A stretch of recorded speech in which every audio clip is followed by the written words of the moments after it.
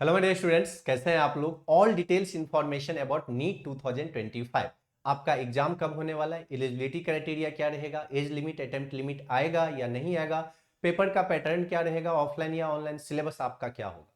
क्योंकि कई बार क्या होता है, आप यूट्यूब पे गलत वीडियो देख लेते हो या फिर गूगल पे जाके कुछ गलत इंफॉर्मेशन पढ़ लेते हो और परेशान होते रहते हो अननेसेसरी। पढ़ाई करने के बदले पैनिक फील करते रहते हो कि ये ऐसे कैसे हो गया, अब मेरा क्या होगा। तो मैं आपको सलाह दूंगा कि इस वीडियो को आप सेव करके रख लें और नीट 2025 तक सिर्फ आप इस वीडियो को देखें अगर आपके मन में कोई भी कंफ्यूजन आता है रिलेटेड टू नीट 2025 एग्जामिनेशन।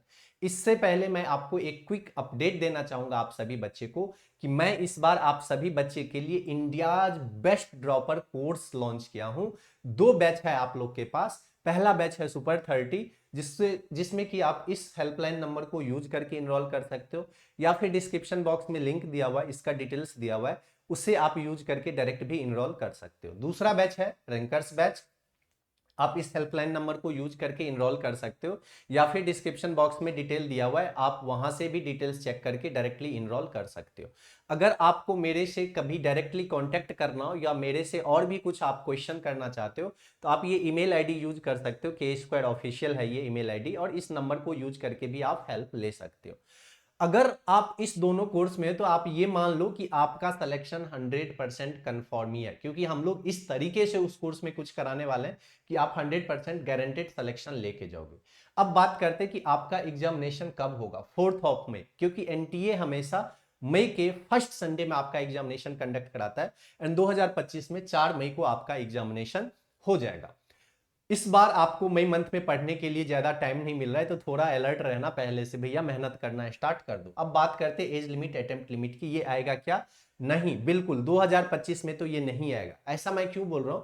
क्योंकि जब भी ऐसा इंफॉर्मेशन ऑफिशियली रिलीज करना होता है तो वो एक सेशन पहले रिलीज करते हैं। यानी अगर उनको ये अटेम्प्ट लिमिट या एज लिमिट पुट करना होता तो वो अब तक 2024 के सेशन में रिलीज कर चुके होते, बट अभी तक नहीं आया। यानी 2025 में तो बिल्कुल नहीं आएगा। इस बात का कंफर्मेशन मैं देके जाता हूं आपको, आप 100% श्योर है। नेक्स्ट बात करते हैं हम लोग एलिजिबिलिटी क्राइटेरिया। दो टाइप के एलिजिबिलिटी क्राइटेरिया आपको फुलफिल करना पड़ेगा, एक एज से रिलेटेड एंड दूसरा आपके क्लास 12 परसेंटेज से रिलेटेड। एज आपका 17 साल होना चाहिए दिसंबर महीने तक। दिसंबर महीने या उससे पहले आपका एज 17 साल होना चाहिए। कौन सा दिसंबर? 2024 का दिसंबर। जो बच्चे 2025 में एग्जामिनेशन देंगे उनके लिए 2024 के दिसंबर तक उनका एज 17 साल होना चाहिए। या फिर आपका डेट ऑफ बर्थ 31 दिसंबर 2008 का होना चाहिए या उससे पहले का होना चाहिए।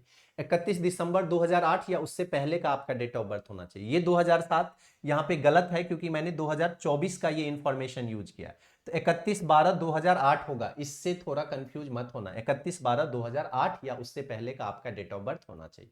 अब बात करते हैं कि परसेंटेज का क्या गेम होता है। यहाँ पे 12th में कितने परसेंटेज होना चाहिए, तो इसमें बच्चे बहुत कंफ्यूज होते हैं। मेरी बातें ध्यान से सुनो आप। फिजिक्स, केमिस्ट्री, बायोलॉजी या physics, chemistry, biotechnology and English में आप पास होना चाहिए। पास कितने सब्जेक्ट में होना चाहिए? 4 सब्जेक्ट कंपलसरी है, फिजिक्स, केमिस्ट्री, बायोलॉजी, इंग्लिश, या physics, chemistry, biotechnology, English. But जब आप परसेंटेज काउंट कर रहे हो 50%, तो कंबाइंडली फिजिक्स, केमिस्ट्री, बायोलॉजी का, इंडिविजुअल एक सब्जेक्ट का नहीं। मान लो किसी बच्चे का फिजिक्स में 45 मार्क्स ही आया, फिर भी वो नीट एग्जामिनेशन के लिए एलिजिबल है क्योंकि आपका मार्क्स केमिस्ट्री सब्जेक्ट में या बायोलॉजी सब्जेक्ट में ज्यादा चाहिए। तो फिजिक्स, केमिस्ट्री, बायो का इंडिविजुअल मार्क्स नहीं देखा जाता है, combinedly marks physics, chemistry, biology या बायोटेक्नोलॉजी का 50% होना चाहिए। जो बच्चे एससी या एसटी कैटेगरी से बिलोंग करते हैं उनके लिए भी physics, chemistry, bio and English में आप पास होना चाहिए एंड आपका परसेंटेज कंबाइंड सिर्फ 40% होना चाहिए। जैसे कि मान लो फिजिक्स में आपके सिर्फ 35-37 नंबर हैं, फिर भी आप नीट के लिए एलिजिबल हो क्योंकि केमिस्ट्री एंड बायोलॉजी से आपके मार्क्स थोड़े ज्यादा हैं और 40% आप फुलफिल कर रहे हो। फॉरेनर स्टूडेंट्स के लिए ये एलिजिबिलिटी क्राइटेरिया आप चेक कर सकते हो यहाँ पे।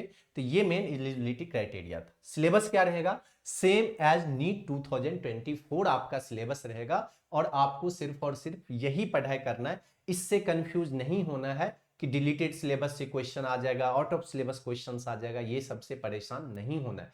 क्योंकि आप पहले सिलेक्शन के लिए प्रिपरेशन करो। अगर एक दो क्वेश्चन बाहर से आ जाता है या डिलीटेड सिलेबस से आ जाता है तो भी आपका सिलेक्शन नहीं रुकेगा, आप 680 के रेंज का भी मार्क्स सिक्योर कर सकते हो।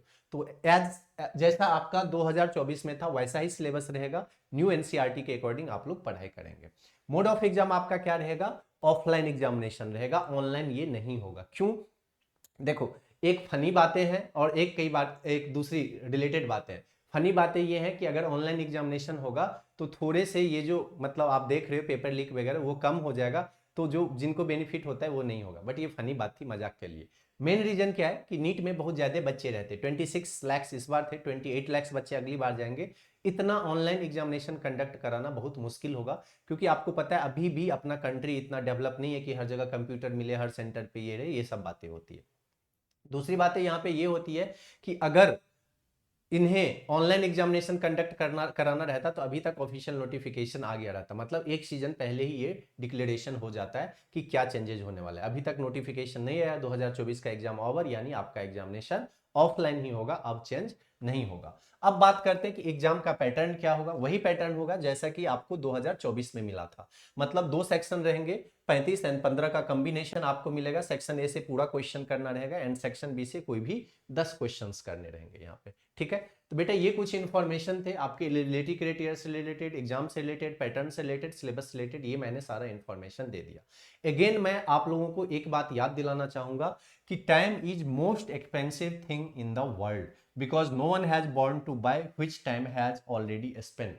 तो आपके पास जो एक एक मिनट है, एक एक दिन है, उसको बहुत अच्छे से यूटिलाइज करो, क्योंकि आपका कंपटीटर कहीं ना कहीं बैठ के प्रिपरेशन कर रहा है। And NEET examination is not about कि आप कितना ज्यादा एफर्ट कर रहे हो, NEET examination is all about कि आप अपने कंपटीटर से ज्यादा एफर्ट दे रहे हो या नहीं दे रहे हो। तो अगर आप लोगों को हम लोग के साथ प्रिपरेशन करना है, हमारे गाइडेंस में प्रिपरेशन करना है, तो आप बैच ज्वाइन के प्रिपरेशन कीजिए। अगर आप नहीं कहीं दूसरी जगह से प्रिपरेशन कर रहे हैं तो भी अच्छे से प्रिपरेशन कीजिए। थिंग इज दैट कि ऑल ओवर आपका सिलेक्शन हुआ या नहीं हुआ। आई थिंक आप लोग को ये वीडियो हेल्पफुल हुआ होगा। Thanks for watching this video. अगर चैनल पे नए हो तो चैनल को लाइक, वीडियो को लाइक, चैनल को सब्सक्राइब जरूर कर लेना। मिलते हैं फिर नेक्स्ट वीडियो।